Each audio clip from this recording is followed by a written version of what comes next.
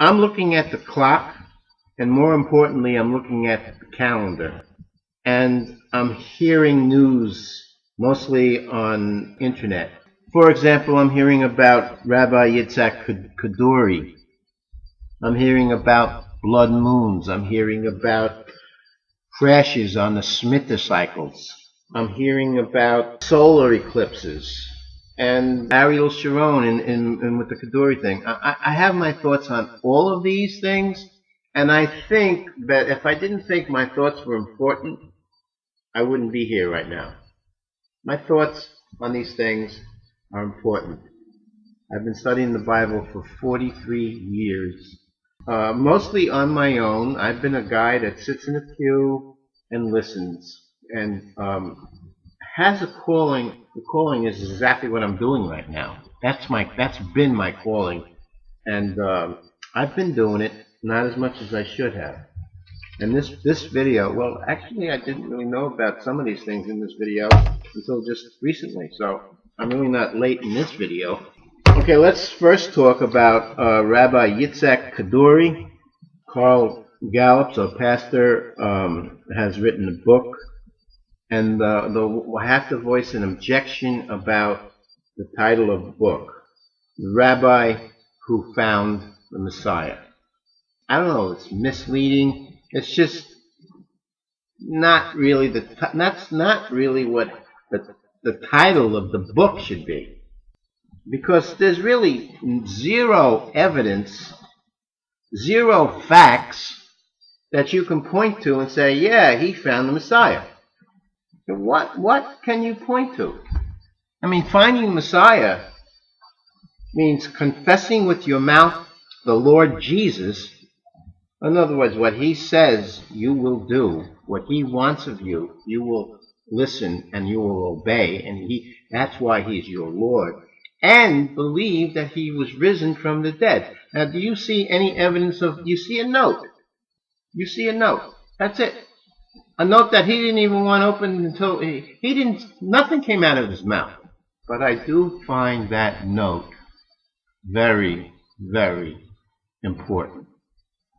It's controversial because to the Jew, Jesus is not the Messiah. To the mainstream Jew. I'm not talking about all of them. I'm talking about the mainstream Jew. And I'm not going to be talking about the prophecies or anything like that.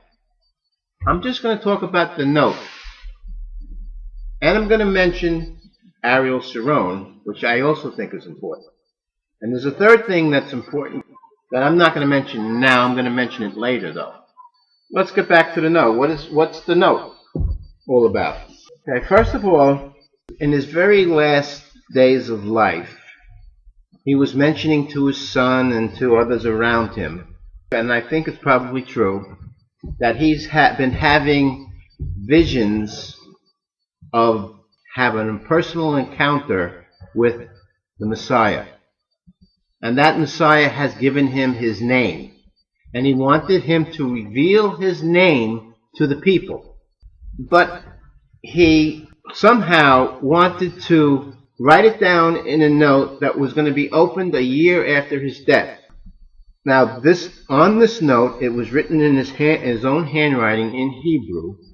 And the first thing that it says on the top of the note, it's regarding Mashiach.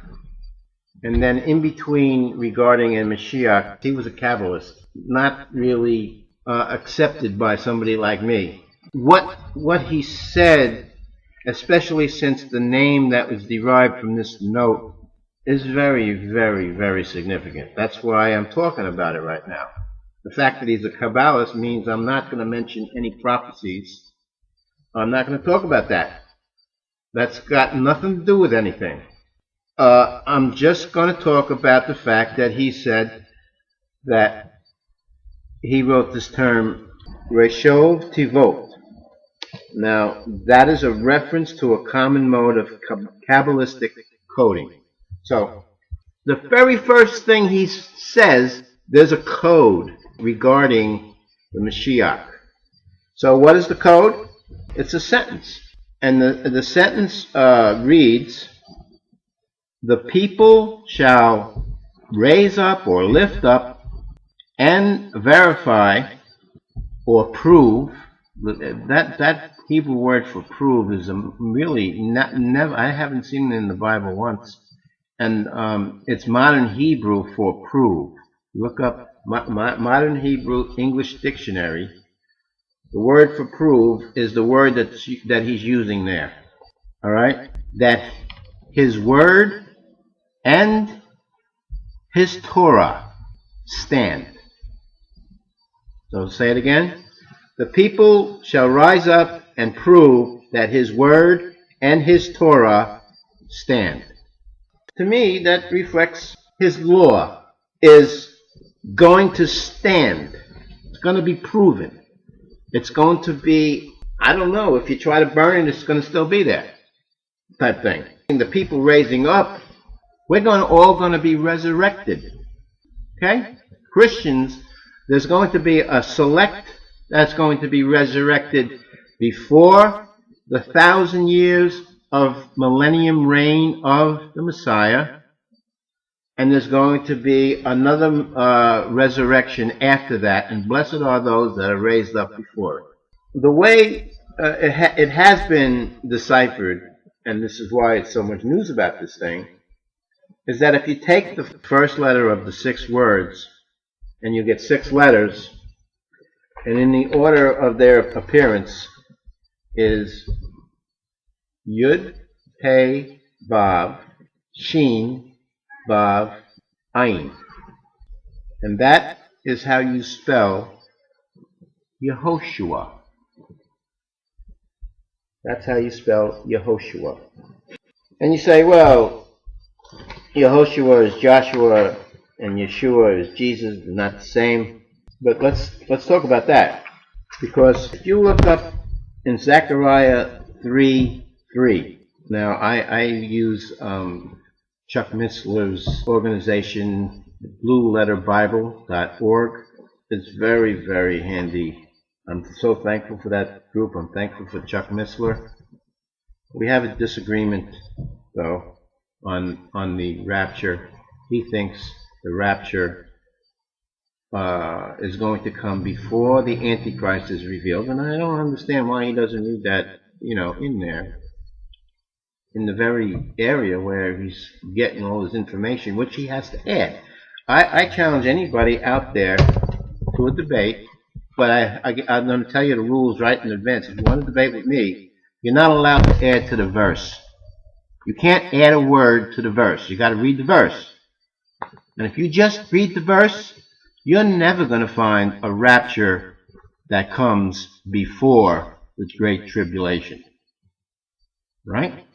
If you read the way it's written, there is, lift up your heads. Now, he says, and then after the tribulation, lift up your heads. There's one harvest, and look at that harvest. Look at the harvest that comes. Because the tares are risen up too. And they're clutched up by the angels, and they're thrown into the fire. So the tares that look like wheat, before they gather the wheat, they pluck up the tares first, and they throw them into the fire. Okay? I'm not going. This is not about that. But Chuck Missler and John Hagee, who was writing on the blood moons, who I'm thankful because he also was involved in getting me to know this, as he says, he got it from Mark Witz. Both of those guys think that they're going to get raptured, and I kind of I'm sorry that they have that line of thought, and because I'm sorry because you can't go around adding to the words that are there and think and have a completely different doctrine, because that's a different doctrine, and you can't tell me that it's just going to pan out. You're not going to say, oh, it's going to pan out. Doesn't really matter as long as you believe. Well, actually, it doesn't really matter. If you die before any of these things, then it doesn't matter. It's only when you're in the thick of the tribulation and you're getting tested with the mark of the beast and all of that, and you weren't prepared for it, and you were told that you're going to be raptured first before any of this, that's when it matters. And that's why this is not a light thing I'm talking about right now. And it does matter. You're not putting the oil in your lamp. Okay, that's beside the point, but it's an important point.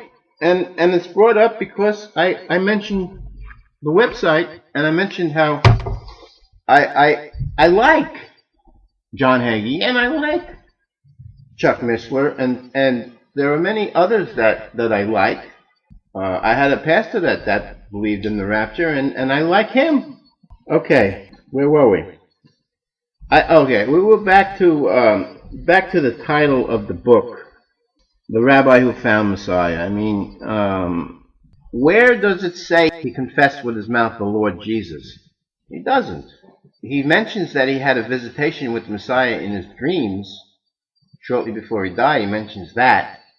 And he mentions he knows his name, and he's going to reveal the name, and the name is Yehoshua. But you can't connect the dots and say he was a believer, because those that were close to him, and I heard this from Barry Kamish, and he was being interviewed by Pastor Dan on his radio broadcast on the internet, and he's out in Kansas, and this was a telephone call, and I like Barry Kamish too. And Barry Kamish was saying, why did he have to say that? Why did he have to say that it was the rabbi who found the Messiah, when his close friends, close cohorts, say, no, he didn't? So what do you got to go by? What do you got to go by? You got to go by the fact that he knew and he wrote his name down. He didn't write his name down. He didn't write Yeshua down, Yehoshua.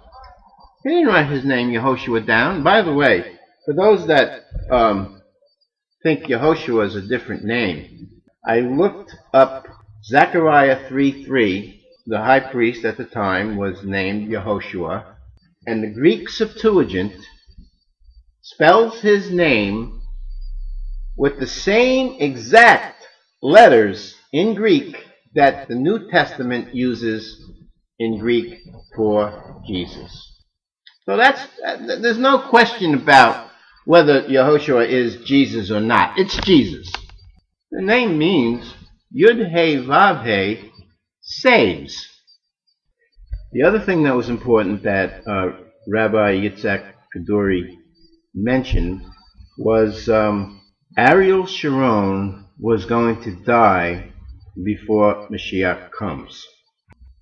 And he goes into a coma right after he says that, and that coma lasts 8 years, and here it is, he just died. I'm saying this in February, he just died a month ago. It's significant, highly significant to me, and especially because it was Ariel Sharon. Now, why am I saying that? I'm saying that because Daniel 9:27 talks about a prince of the people shall come, and he shall confirm, and a better word than confirm is enforce the covenant made with many for 1 week. Okay? Now that's a week of, I'm going to say it's a week of Hebrew years, which is also very important. Almost shouted the word many there, right? Because Rabbin is, I think it's an Aramaic way of saying Rabbim. And many is Rabbim. So it's a covenant made with Rabbim. That's significant. That covenant was signed, so let's go to September 13th, 1993. And at September 13th, 1993, at 11:43 a.m., that covenant was ratified. There's this famous, and famous is important because this is something that's Bible prophecy.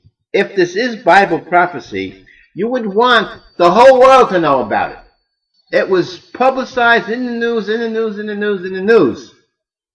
At 11:43 a.m., September 13th, 93. Now, what's important about that day? 7 years later. Now 7 years when you count by lunar months, which is the Hebrew way of counting it. By the way, 11:43 a.m. in Jerusalem's time, in the way they count years, 5753, the sixth month, 28, day 28. Now, 7 years later, 7 lunar years later, September 28th, 2000, at 10 a.m., I'm just saying, it happened in the morning, but Ariel Sharon goes upon the Temple Mount, right where the mosque is, him and all his Likud cohorts. They go up on that mount, and what do? They claim an uprising, and people are killed. I don't remember how many. I think it was 3,000 Arabs and 1,000 Israelis, and it was a devastating thing. And what it did was break this covenant, and that was 5760 Elul 28, and that was actually the beginning of the next year. And the end of the 7th year was the day right before that. So 7 years passed and it was broke. I know about this because I was reading an article by Yossi Balin, and he was one of the ones that helped write the Oslo Accords. His article, it's a short little article, but he said, ever since this covenant got started, it wasn't really that strong. I mean, it was unstable. And the ice was very, very thin. And then he said, when Ariel Sharon went upon that Temple Mount, the ice was broke. Okay, so here it is.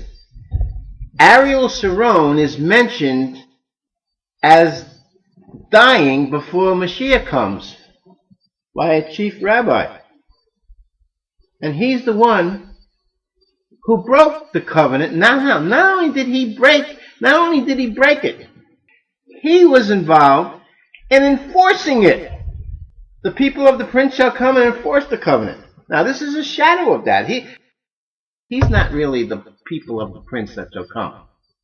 That's going to be somebody, I believe, from the United Nations. That's my thought. And the covenant, by the way, the Oslo Accord, was based on UN resolutions.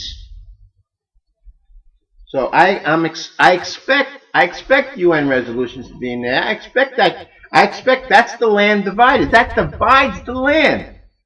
And God, creator of heaven and earth, says, this is my land. When he was talking about the year of Jubilee, whatever land was allotted to somebody else, you got to give it to him. Just give it to him. No money, nothing. Just give that guy his property back. And you get your property back. It's the year of Jubilee. All debts are forgiven. And you reclaim, if you sold your property, you get it back.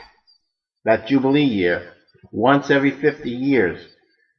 And that was involved, and then he said that this is my land when he was talking about that. You're a sojourner. You're a pilgrim. You're just walking upon it.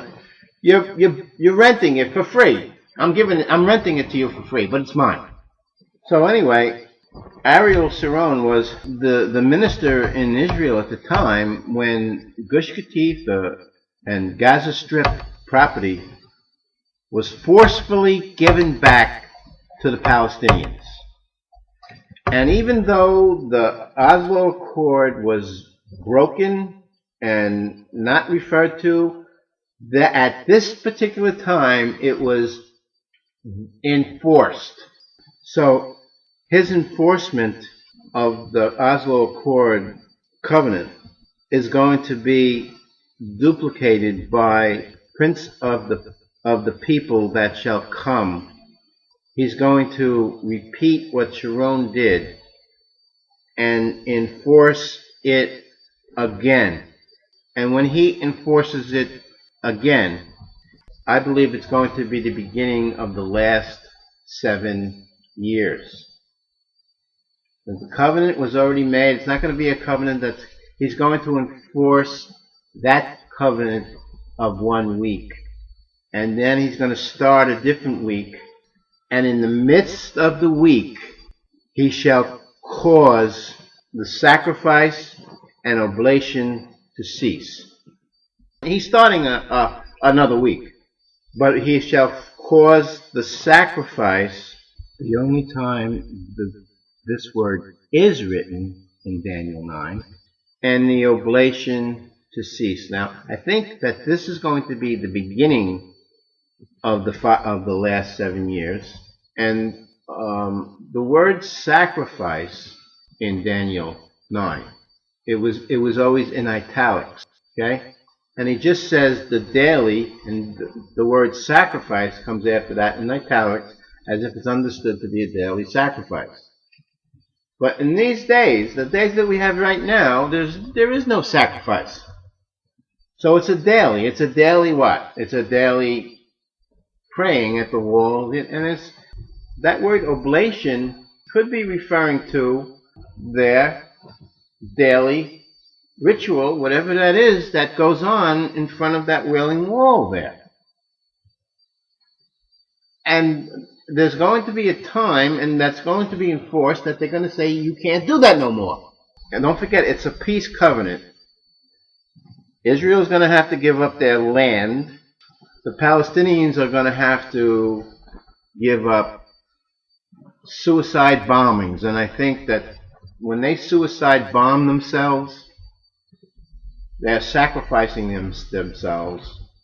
God isn't putting it in their hearts to do that. I'm sorry. I don't believe God is saying that. That's a sacrifice, though, to, I don't know. I don't know who the sacrifice is for.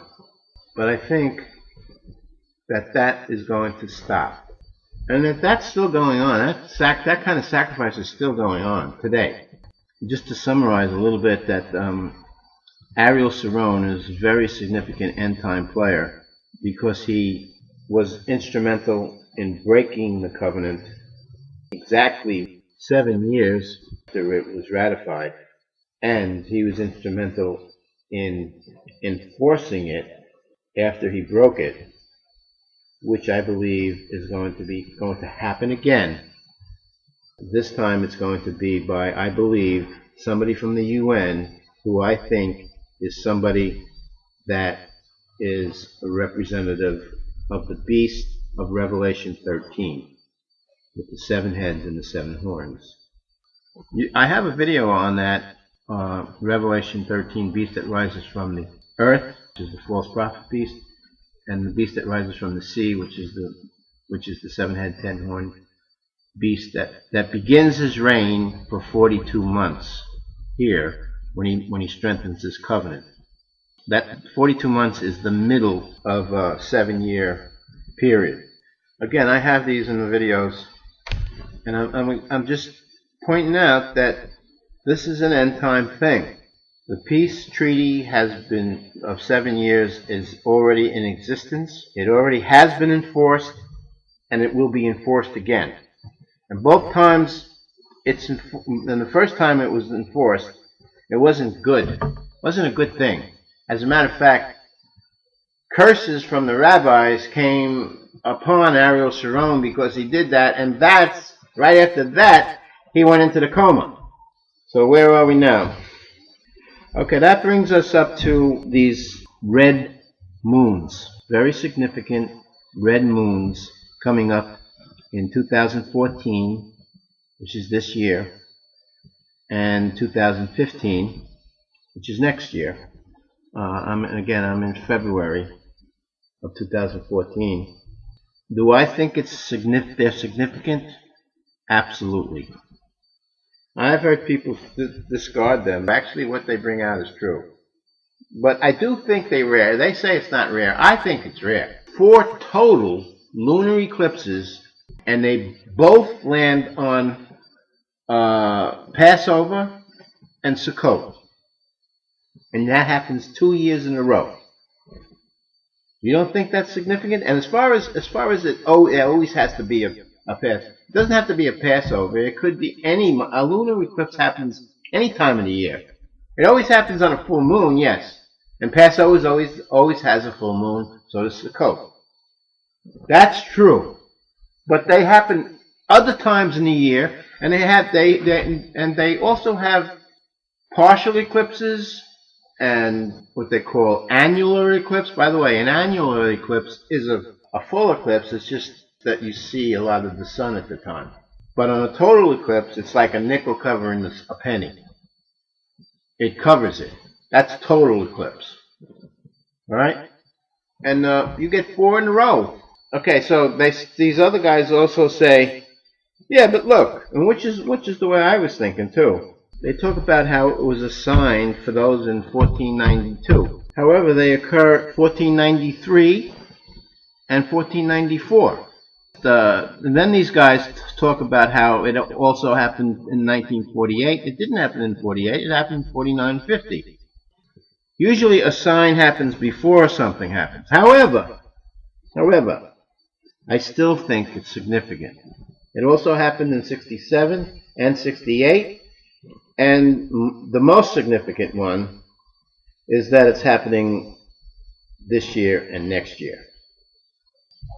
Why do I think that they're significant if it happens, like, for example, the 1493 and the 1494, the first year and the second year after the Jews were expelled out of Spain? First of all, the Jews there were some Jews that were not expelled out of Spain. And here's the key. They stayed in Spain. However, right after they were expelled, they had a Passover in 1493 in April the 2nd of that year for them. And they look up in the sky, the Passover moon, and it's red. And these people converted. Maybe they're Catholics. Maybe they told everybody they're Catholic. I don't know. But that is going to be a sign for them. And if you look it up, that Passover was fully visible in Spain. And the Succote one was fully visible in Asia. And the following year, Passover was fully visible in Spain. And the Succote one for that following year was fully visible in North and South America. So maybe that red moon was telling those travelers with Columbus not to forget fellowshipping under the booth with their families. Passover was a very important holiday, and I believe that God gave them that sign because he wanted them to keep it. Now, what about in 49 and 50? This Passover moon, 1949, if you're in Israel, you don't even see it. It's not even visible to Israel. It's fully visible to the United States and to a lot of Europe. So what is it saying? It's saying you got a country that you can go to. You're in the United States. You look up, and it's Passover, and you're in the United States, and you've always been saying, your whole family, you heard it every single year, for year after year after year. Next year in Jerusalem. I believe that it's a sign to those that are outside of Israel that they should be in Israel. And that's what I think it's important for. I do think that's important for them to go to Israel and be where they belong. When these last days, and this was the message of Rabbi Kaduri, which is the third thing I thought he said was important. Because alongside with who the Messiah was, and Ariel Sharon was going to die before he comes, he also emphasized that those outside of Israel should return. And that is why these blood red moons are important. Every single time. And the Passover in 1950, April the 2nd, 1950, was not seen in the United States, by the way. It was seen in other parts of the world, though. And Jews are all over the world. they really weren't really fully visible. These red moons really were never fully visible in Israel. And that was, and then you had it again in 67. You had the same phenomena in 67 and 68. You had the 4 total lunar eclipses 4 times in a row on 4 Jewish holidays. Now, what happened very significantly in 1967? Yes, the 6-Day War. That was a miracle. That was a miracle, time and time again, that this little country was able to defend themselves and win against all the opposition surrounding them. This was God in the midst. God, they talk about the unwalled cities, in Zechariah, he talks about the angel was going to measure the walls of the city, and he says, no, there's going to be no walls. I'm going to be the midst. I'm going to be the one that surrounds them.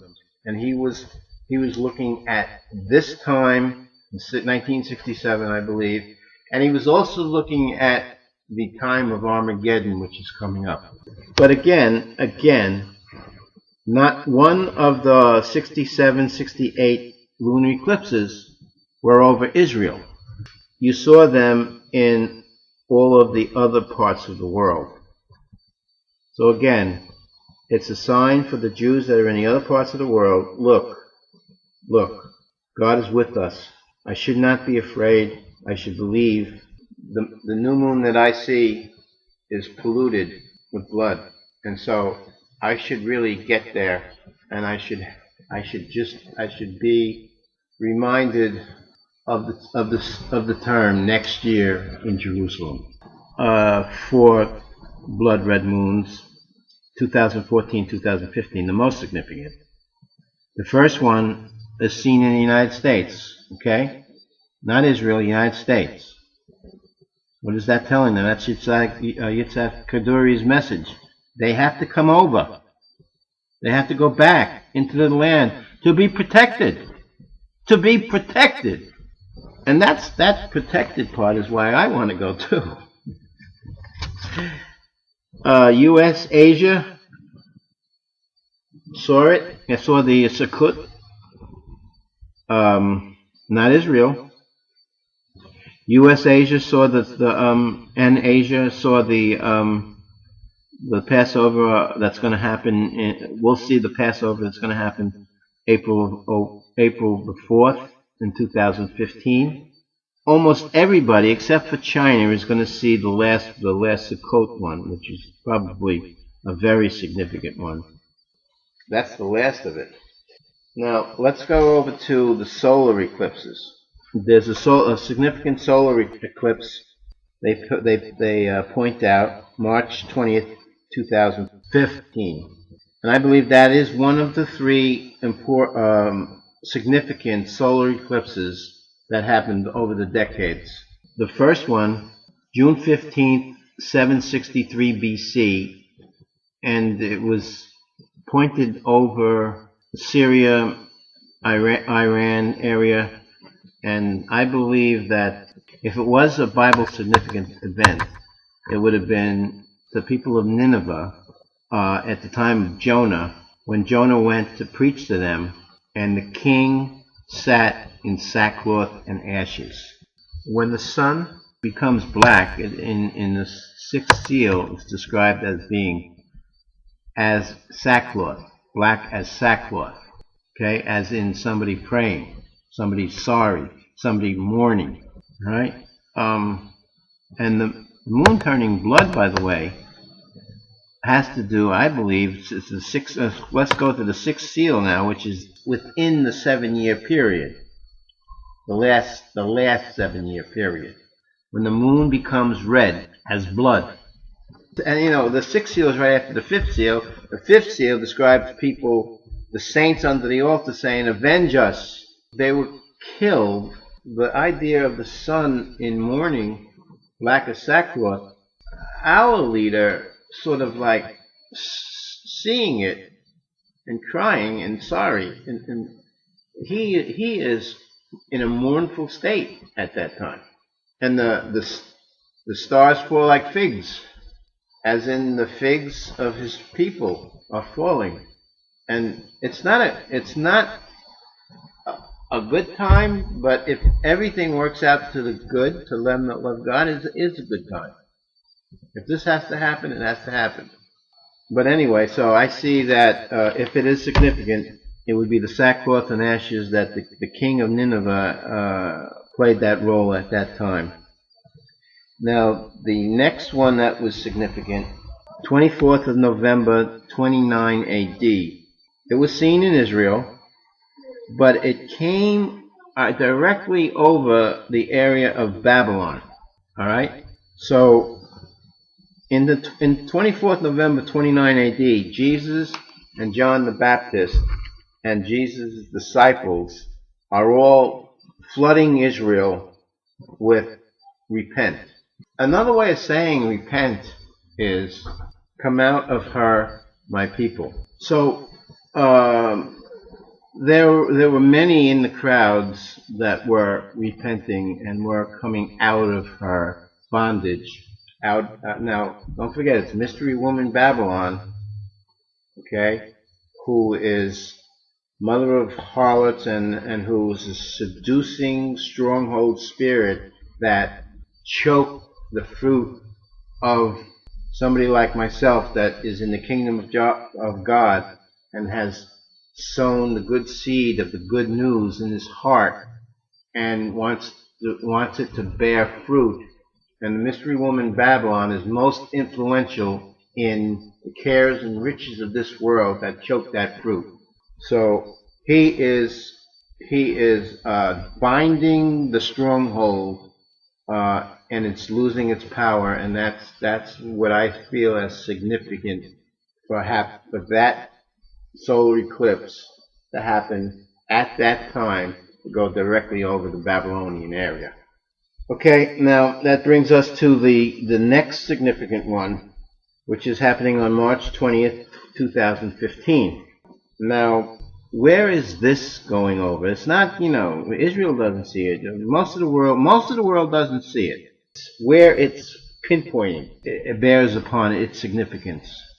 The people that see it, it's assigned to the people that see it, or the stronghold of where it goes. Now, where is this one going to go? This one's going to go up into the North Arctic area, and the very tail end of it, the very last piece before it goes into Never Never Land, is right over the North Pole. Right smack over the North Pole. What does that represent to me?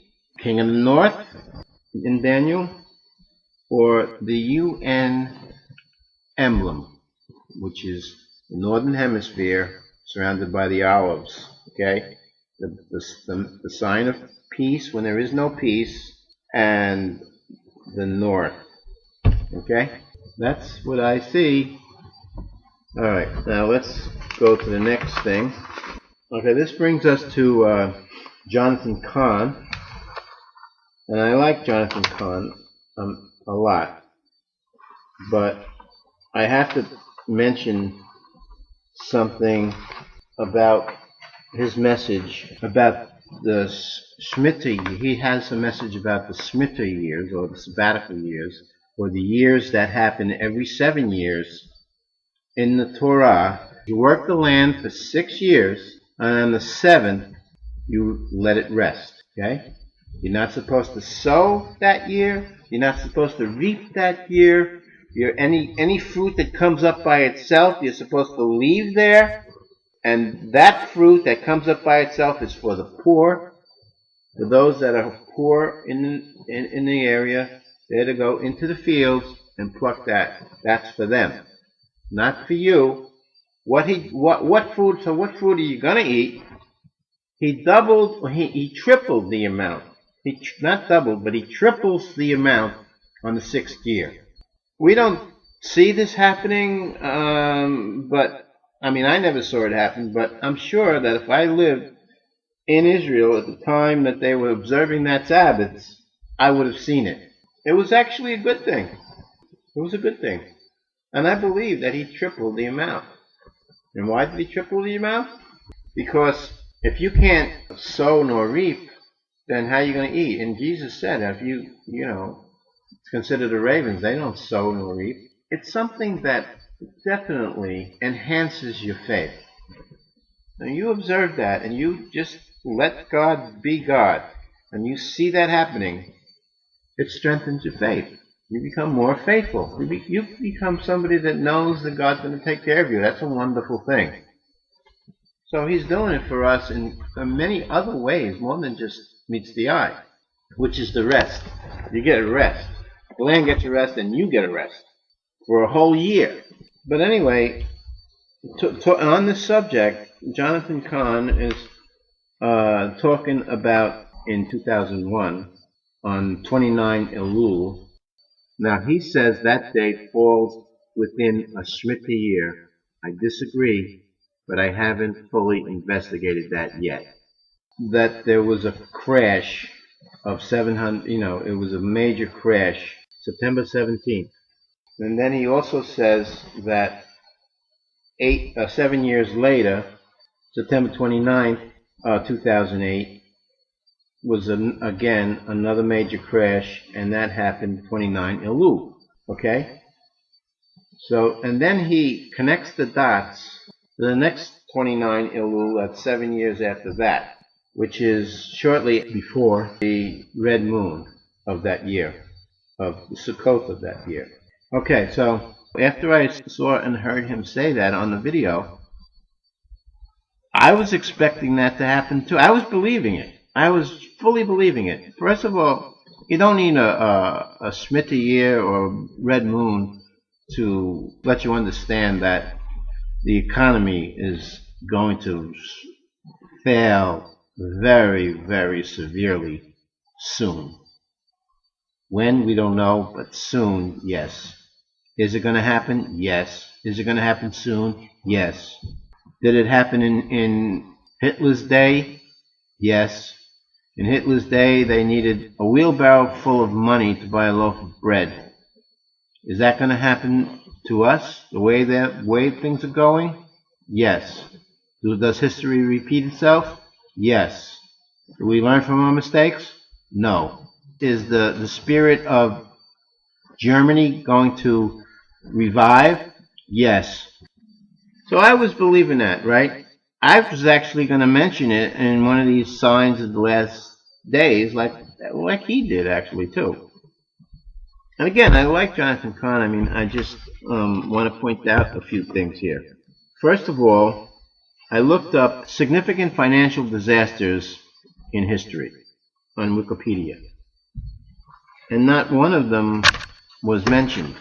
What was mentioned was September 11th, 2001. And don't forget, that September 11th is what caused the crash that he was talking about. But the financial disaster really was caused by that. The same thing with the stock market crashing in September 29th of 2008. That was what was listed in the financial disaster was September 16th, 2008, when the large financial institutions failed. So he's pointing out this 29 Elul, 29 Elul, 29 Elul coming up, and it really isn't 29 Elul. The dates he gave us are 29 Elul, but the disasters were before that. Not that much, okay? It's not that much. It's not that big of a deal. And then the other thing that he's pointing out the shemitta year. Why is that significant? I don't know. I mean, I don't know. Maybe something, but it doesn't really matter. And the reason I'm saying it doesn't really matter that much is because things are going on. There's so many things going on here. But anyway, in my researching, was that a shemitta year? And it turns out no. So I'm bringing that out because, again, I was expecting that big crash to happen then, and there's too many things wrong with the logic that You really can't connect the dots like that the way he did. But nevertheless, there is going to be a crash. I mean, don't take my word for it. Take a lot of these economists that talk about it. Anyway, the significant thing that came, this is why I'm bringing up, another reason why I'm bringing it up. In my seeking out of how do I know which is one of seven, which is seven of seven sabbatical years, okay? How do we know that? And I was just looking it up, and it really wasn't something that you could just put your finger on and say, yeah, that's it. But one thing you could put your finger on was that the year that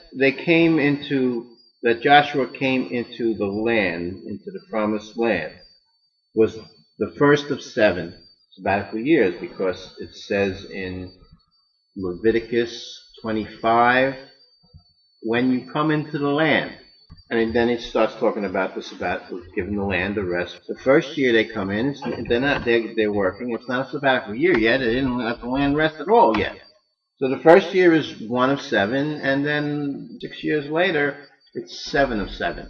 And so that's 1 year. That's got to be. It's gotta be. And the other one, I noticed that somebody made a comment that it was a sabbatical year in 37 BC when Herod the Great was surrounding Jerusalem in a siege. That's a sabbatical year as well. And I saw that in a comment that somebody made to why the sabbatical year that they were talking about was wrong. And he referenced www.torahcalendar.com. So I went to torahcalendar.com, and it's amazing. And yes, the year that I have for the year that they went into the promised land was 1421 BC. By the way, that's Jewish year 2341. This calendar, this Torah calendar, lists that year as the first of seven, okay, which is what I would expect.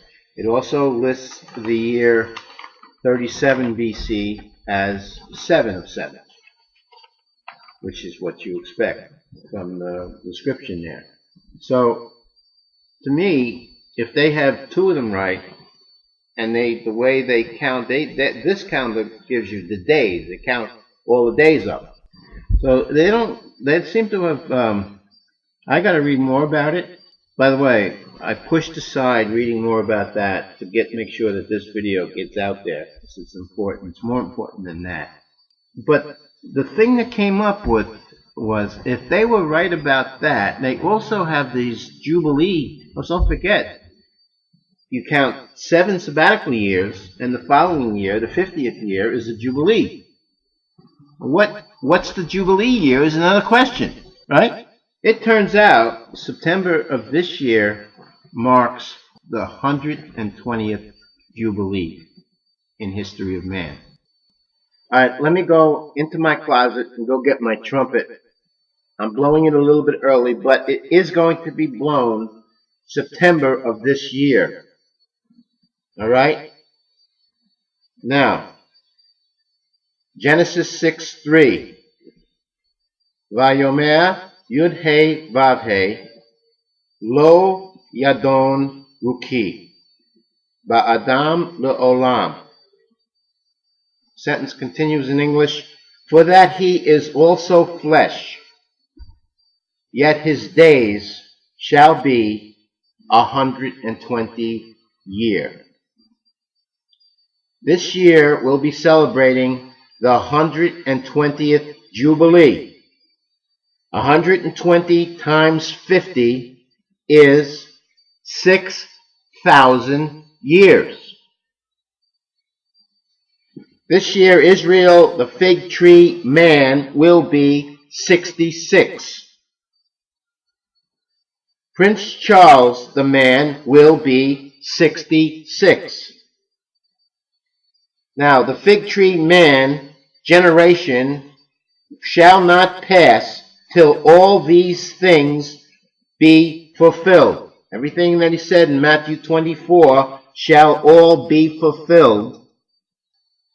To restate Matthew 24 verse 35 with Rabbi Kaduri's mystical sentence, it'll be, heaven and earth shall pass away, but my word and my torah, that's in parentheses, shall stand.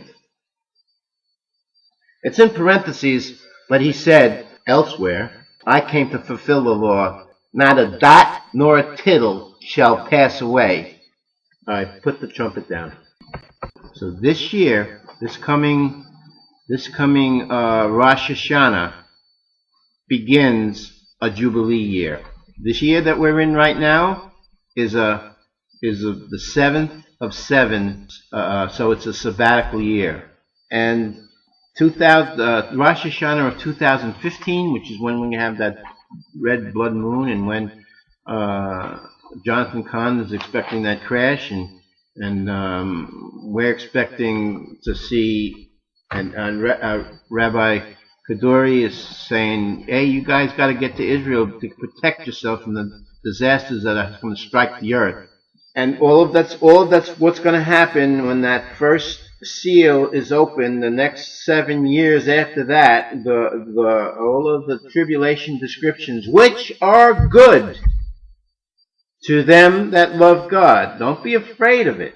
Don't be afraid of it. The writer of Revelation was saying he was weeping because there was nobody that was worthy of opening the book or opening the seal of it, and open the seal.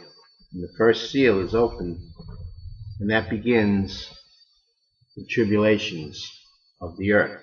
But don't be afraid of it, because it's for your good. It's for your good. He's on your side. He's against them. He's on your side. You're a believer in him. He's on your side, and he's against them. And Rabbi Kaduri didn't want children of Israel to be out there. They should be in their place. And Revelation 12 talks a lot about that too. And again, the space involved that we have is not enough.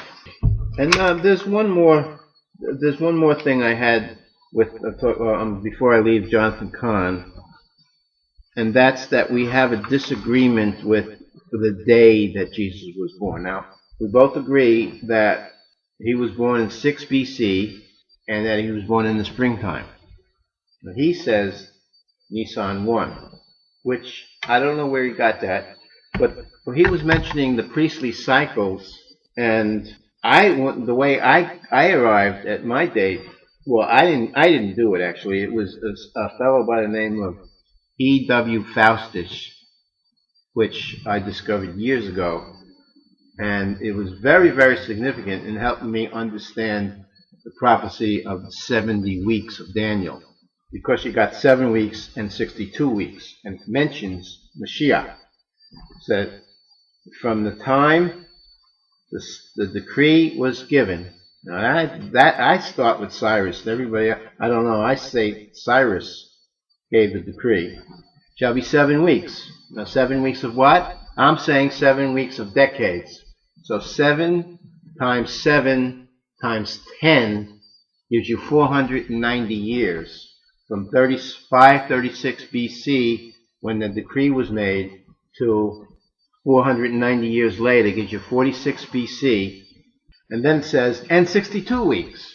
So now, that 62 weeks is the time of Mashiach, because we wait another 40 years. So it gives you to 46 BC, you wait 40 years, and that's 6 BC, which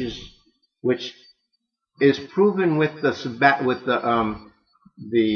priestly cycles is one, and Jonathan Kahn says that as well, that date can be gotten to with priestly cycles, because John the Baptist's father, Zechariah, was of the course of Abijah. And so, you do the math and you come out with there's appropriate days when John the Baptist could have been conceived, and it says right in Luke that in Elizabeth's 6th month, Jesus was conceived in the womb of Mary.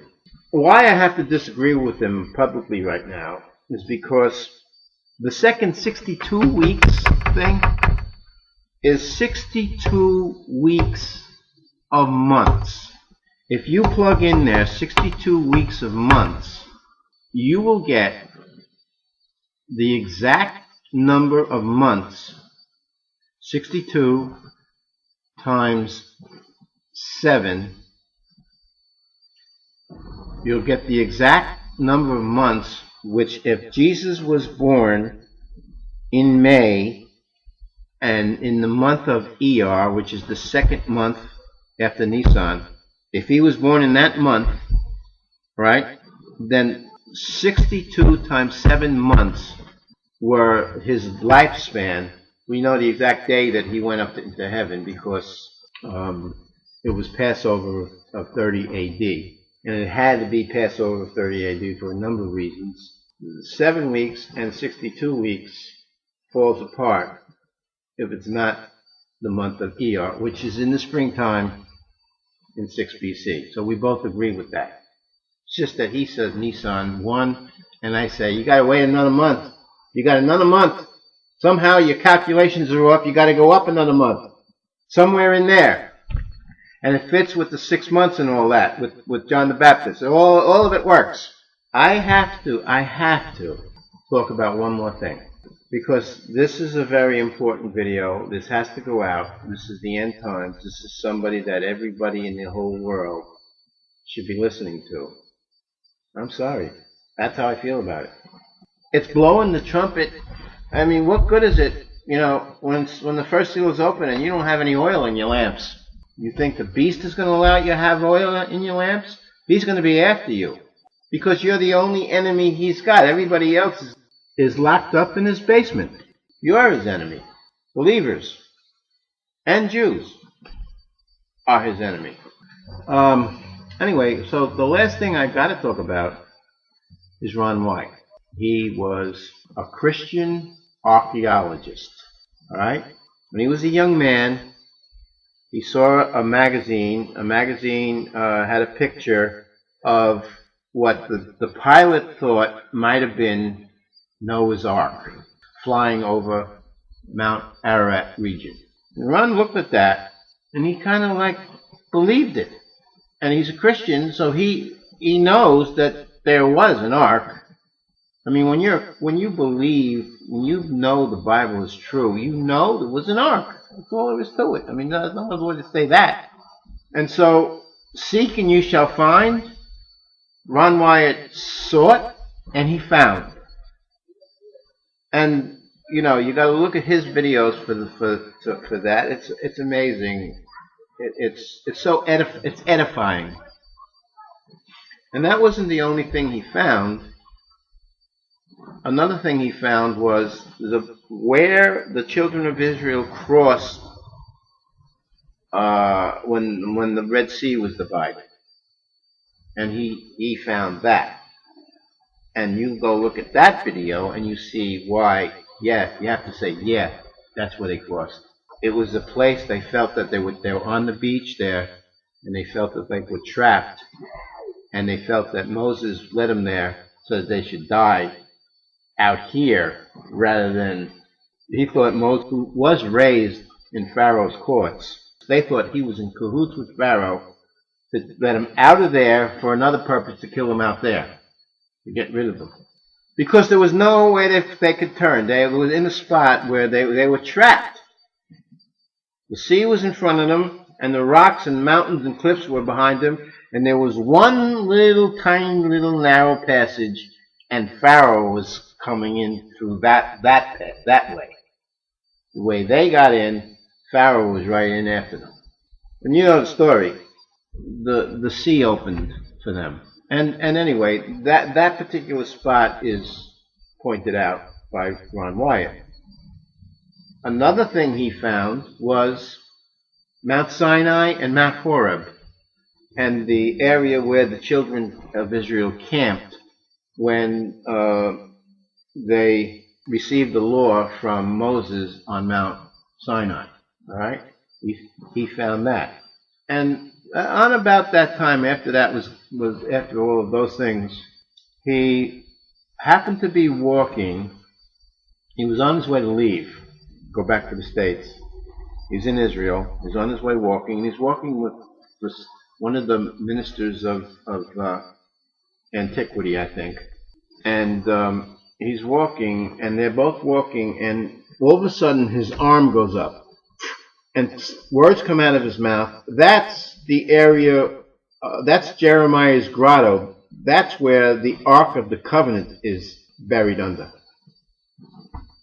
And it just came out of his mouth like that. And his arm went up like that. And the man was receptive. Oh, yeah. Oh, wow. Wow. That's, oh. And he made him an offer to come. And anyway, you watch the videos. It's too much. I don't want to get too much in this. Watch the videos. The video that's most important, or the information that Ron Wyatt discovered that's most important, was his discovery of the Ark of the Covenant, the one that's gold, the one that was in the Temple of Solomon, the one that was when the temple was burned. What happened to the Ark? It tells you in the Bible they took all the vessels into the house of Nebuchadnezzar, and they brought all those vessels back, all those vessels of silver and gold, but it does not mention the ark. It doesn't mention the table of showbread. It doesn't mention the candlestick. Nothing. And apparently, when they came out of Babylon and they rebuilt the temple, apparently they made a new ark. But the tablets were not. They didn't have the tablets in there. The tablets of testimony. Moses, the one Moses gave them for testimony. Now that's that word testimony there. Hold on to it. Testifying, witness. To make a long story short, and again, you got to watch the videos yourself. To make a long story short, he also, while he was seeking after the ark, he also found the place of crucifixion on Golgotha, the hill that looks like a skull when you stand on the back, when you're looking at it from a distance. It looks like the face of a skull, which is so appropriate for the place where he is crucified, because it's death. He's going into the place of death. Place that looks like a skull, very appropriate. So he finds, while he's looking, he finds that. He finds the table of showbread. He finds the tomb, the garden tomb. All of a sudden there's interest in going over to Israel to go into the garden tomb. He was the one who found that. And it was in walking distance to Golgotha, to where he was crucified, which is what you would expect. You would expect them to be close by, because they had to hurry up and get him off and get him into the grave before sundown, as it says in the scripture there.